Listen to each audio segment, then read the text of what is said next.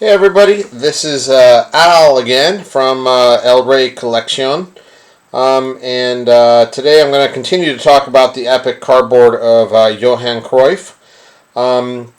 Thanks first, before I even really get started here on the second installation of Cruyff cards, I did want to give a huge shout out to everybody who provided some feedback already on the first video, and the overwhelming comment was being able to see the cards better. So I've tried a few different things, and hopefully this will work a little bit better than last time.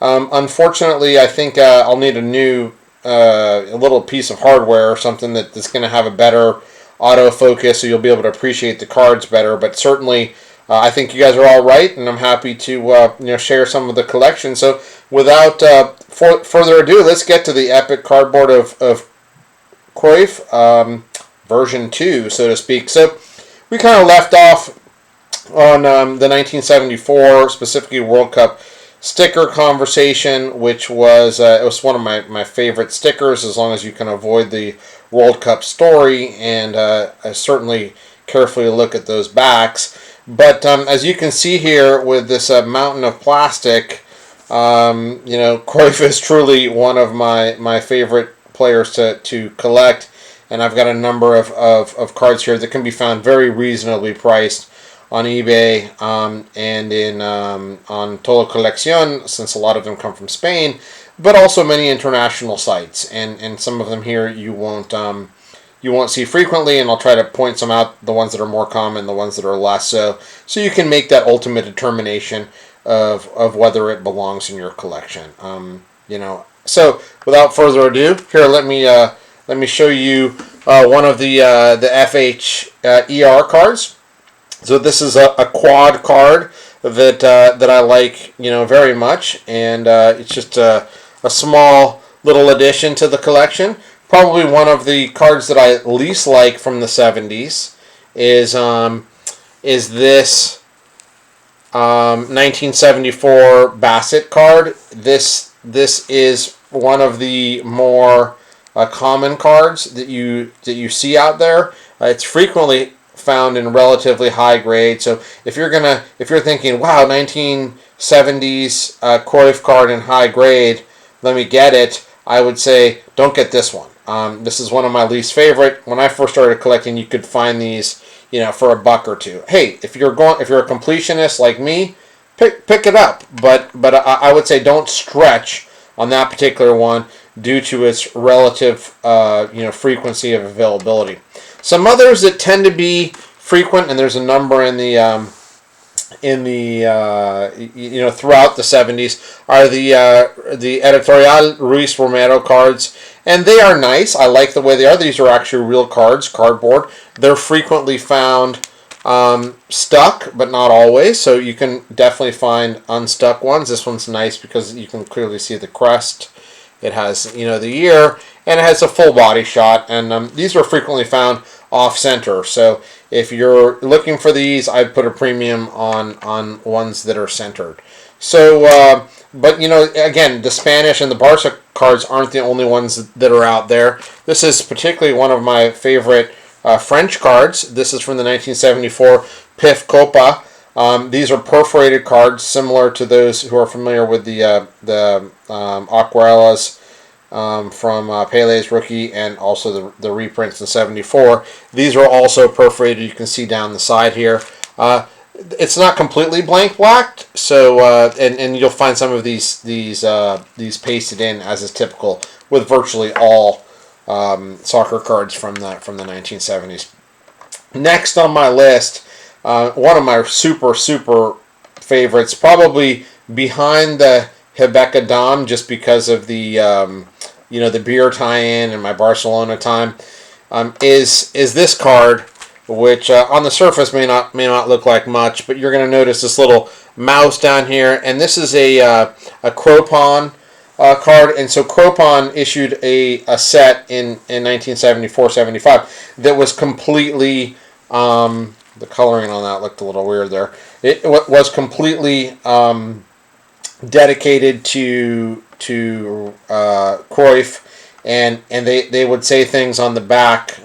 I'll show you this one in a second, but it says "Así juega el fútbol," which is like, this is how you play soccer, basically. And so it's an entire set of many different players, and they all say "Así se juega el fútbol" on the back.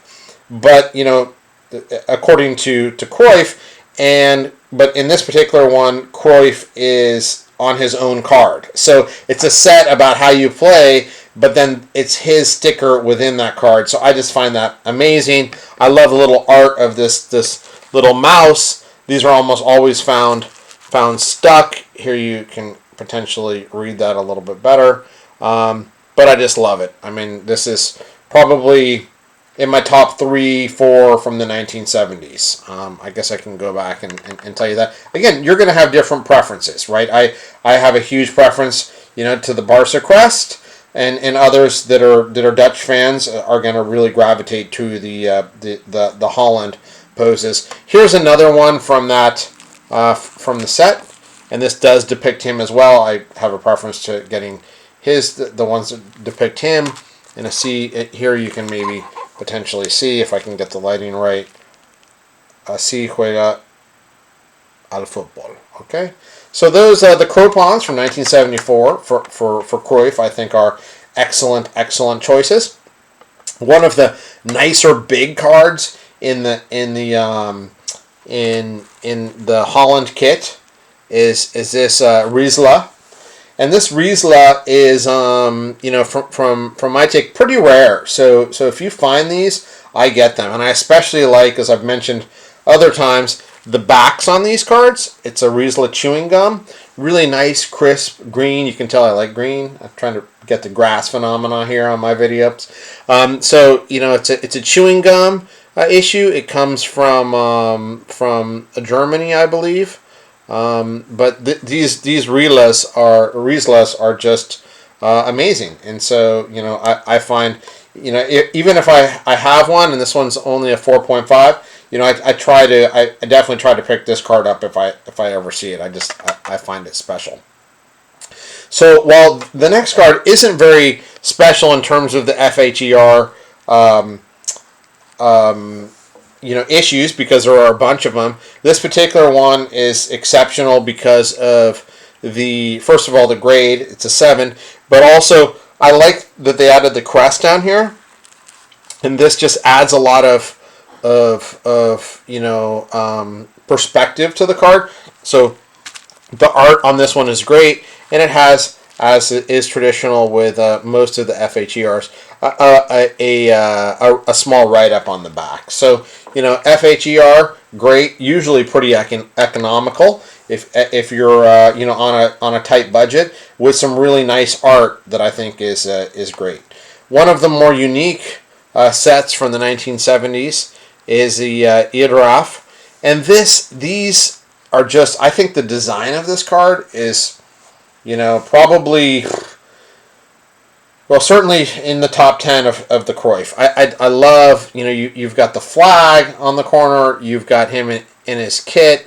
It's these are, I believe, are issued in Italy, and this is just great. There's a similar set issued in Sweden in 1974 as well. But this is just, these are just keepers for me, and all the stars are in this set issued in Italy. So definitely pick this up and other ones from the issue.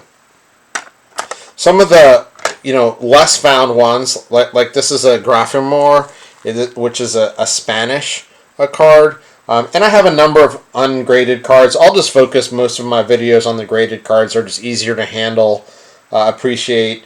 But in a few players where I don't have that many, I'll have to go. Get them. But you'll see here, it's an inverted back. So it talks a little bit about it. Again, small Spanish issues. Look for these out in Todo Colección. You search in Spain. You actually search using Cromo as a search word, so you can put Cromo Cruyff, and you should get lots of different options to buy cards over there. So if you, again, just like as we've talked many times about rookie cards, Some people, maybe as myself, as a Barcelona fan, interested in some team cards. This is one where he's present in the the 1975 Roer cards, which then follow on. That there's a bunch of other ones. This one, SGC, I'm pretty sure thinks is miscut here because it's got a white border on one side and it doesn't have a border on the other side. But no, this is not a miscut card. This is actually a card that continues with other players from the team in close-up. So this looks miscut. It's not. As you can see on the back, this is just part of the nature of grading. You got to understand what you're looking at, and understand these grading companies are not experts when it comes to soccer cards, and it's hard to be, to cut them a little bit of a slack with the global nature and just all these issues from all over the world, which aren't incredibly well cataloged, and until recently were not very valuable either. So here's obviously an issue that a lot of people will know. It's a standard Panini issue from 1975-76, which are nice, and I think there's a large part of the collecting of the global collecting force that puts a premium on Panini, just like American collectors sometimes put a premium on tops and tops like cards. So I think that's fine. I don't put a huge premium on Panini outside of the World Cup albums, but I do understand that some people will do that. In fact, some people will value the Panini rookies as something that's more valuable than an obscure issuer. I'm not particularly in that camp, but again, collect what you like, collect how you like. If you have a huge affinity to Panini because you grew up with the World Cup albums, collect those. That's great. And that 75-76 is hugely discounted to the 74 World Cup Cruyff card. So, continuing on, and if you've gotten this far, you must really be a Cruyff fan, as you can probably tell I am too, to have all of these graded cards of the master. So, here's the Campeonatos Nacionales. Oops, I almost flipped it around for you. I like this one. It shows him, on the field coming off. He looks slightly dejected. I can't believe that they lost, but they may have. And then you can see here again, a lot of these cards have really nice backs, and that's one of the things that you'll find. I mean, in my collection, I tend to, again, I've been collecting for a long time. You may have to find yourself, settling for some with back damage at the beginning, and then ultimately trading those up over time if you're a little bit of a completionist, OCD type guy like I am. But I'd rather have a copy than not have a copy. So that's kind of my collecting philosophy, was get a copy and then wait to see if I can ultimately get a better one. What you'll notice throughout here is that there's a lot of decent copies, but in many cases I've held 5, 10, 15 different versions of a card before I got the one that I ultimately slabbed or kept. So here's one. This is a Feeney card, and this is actually much rarer than you would expect. I mean, it looks like all these other cards, but it's really kind of a nice cardboard Feeney card. So I really like that. That's from 75-76. And then, again, the more common Ruiz Romero. So, again, this is not a card I would stretch on because it's relatively common. It has a decent back, but, this is probably one of the more common cards in the 70s. So don't go out of your mind spending hundreds of dollars on this one. If you want it, you'll find it, and while the grade may not be super high, these are definitely out there. So don't mortgage the house to get that one. This particular one is the Campeonatos Nacionales again. I think I did the same card a few ones ago, so apologize for that dupe in here. Thought I cleared most of those out, but these are really nice cards, and even I will show you one thing on these. This is a 1.5 because this was in the album, and you can see tiny little paper loss. So, what I would do, honestly, if I was on a budget, is look for these cards that have paper loss, that have fantastic eye appeal if you're a collector, and you can get them relatively cheap because look at this is a 1.5, but I look at this card and it is really nice, right, for a 1.5. But the 1.5 is obviously going to keep the value down. So when you're allocating your collection budget, you can get many PSA 1s, 2s, 2.5s, whatever, and you can build a fantastic collection of really good eye appeal low grade cards. Speaking of eye appeal cards, this is another one that I like. This is a 76 Volcano. It's not necessarily like the most valuable card, but it does have a really cool back that I like. That's unique, and it's not the same producers.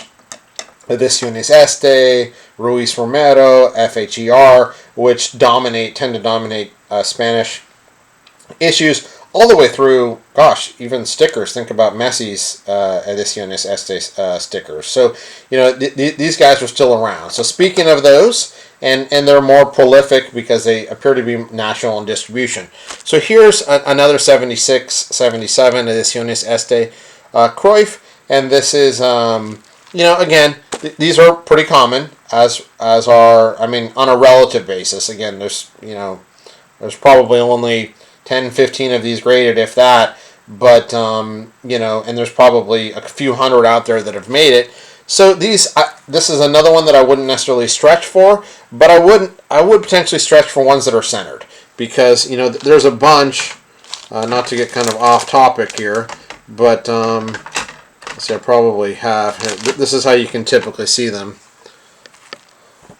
You can see a lot of these are miscut, down the side, and that's just par for the course in all these stickers. So if you find one that's centered and you have a premium on centering, like I tend to do that.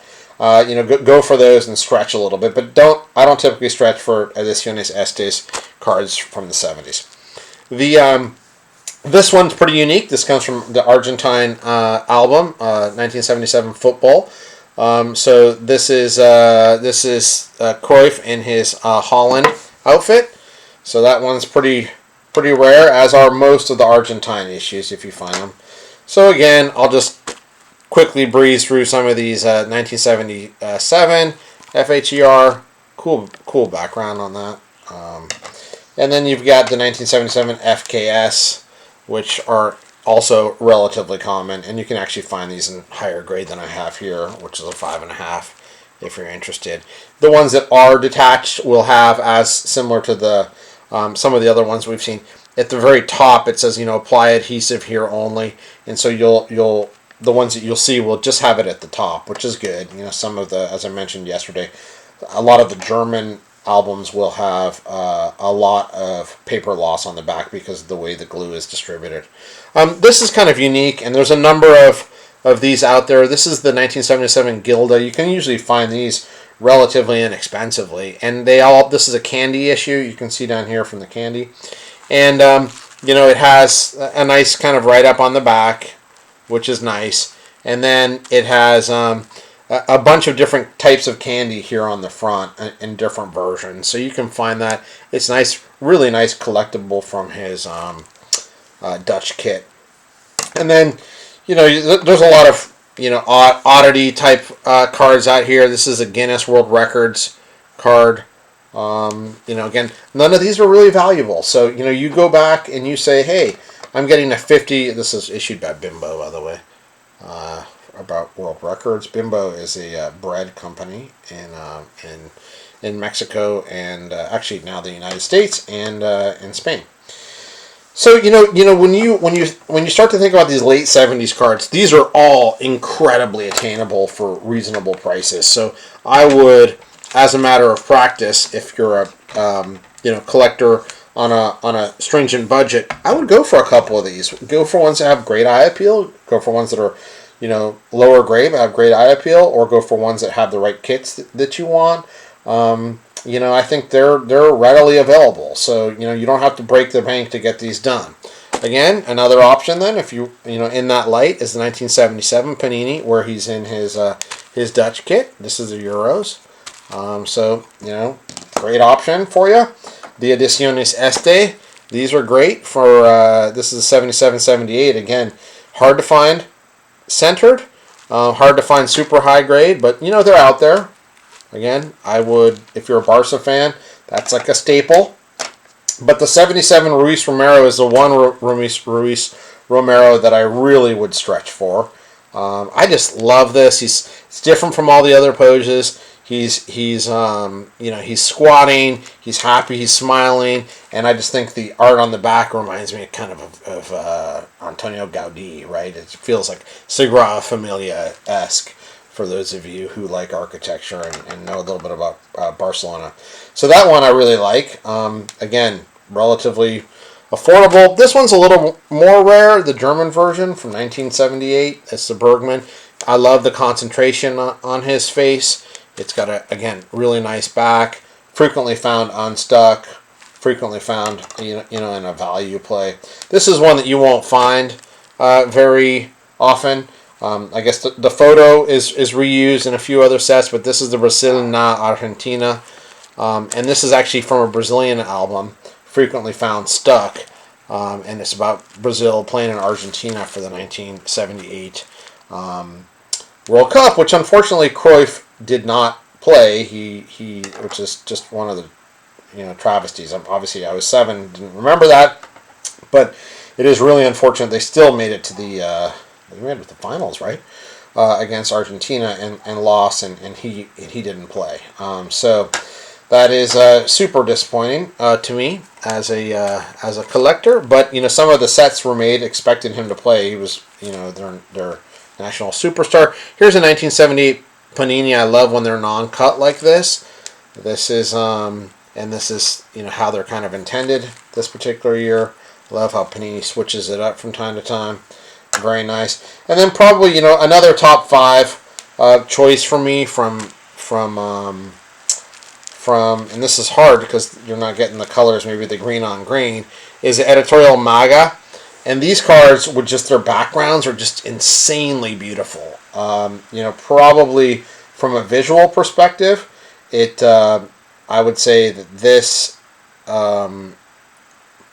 Maga and the Monty Gum tend to be the ones that are my favorites in terms of visual appearance from the 1970s. So it's just really cool. The back is kind of crazy. So yeah, this one I love, and frankly, PWCC had a few of these. And yeah, I mean, I think at the beginning of the huge increase, they went for some big dollars, $500, $600, $700. But I think now they're in decent grades in the $200 to $300 range. Those were good. Of course, the classic 1978 Monty Gum. These are great. I mean, again, inexpensive, but I just find these beautiful. Don't love the blank backs, but it is what it is. And these fronts, and there's so many great players in this set. The Zico comes to mind, being horizontal. I love that. My last couple that I'll share is really kind of at the end of his career. This one I need to kind of try to make. It's a shredded wheat. It's actually like a 3D. You can see him kicking it. That's kind of cool. Find those, really, really inexpensively. So he's demonstrating the volley in that particular one. And then, as I mentioned yesterday on the real beginning Cruyff video, he ended his career in the United States. This is one card where he was playing with the diplomats, the Washington diplomats, and it's got the American flags around, and it just reminded me of when I was a kid and I saw him play with the LA Aztecs growing up in California. So anyway. That's kind of a wrap on the 1970s more common stuff for collectors that are looking for values and still want to have a piece of one of the greatest players of all time in whatever kit they so choose, and hopefully you'll have a better idea of what's more difficult and less difficult out there. Now I'm going to ask the broad community, maybe you can help me with this as well. This is a card that I have that I believe is from the 1960s, and it has Ajax, motif. He looks incredibly young in this, and then on the back, you may see there's part of a what I believe is a puzzle out here where it completed with other players, potentially on top and to the side of him. So if anybody has information on this, we're always in a constant process of cataloging, fine tuning, and sharing our knowledge. And I'd appreciate if anybody has any thoughts on that. If you could let me know. You can also smash that like button and subscribe and hit that bell over there if you want to know when I upload other things, because that'll all help to motivate me to really try to create as broad of a library as possible for the existing soccer football cards out there. It takes time and effort, but I'm willing to put it in if you guys really appreciate it. And I would appreciate if anybody knows anything about that little gem over there. So have a great day. Follow El Rey Collection on Instagram, and until next time.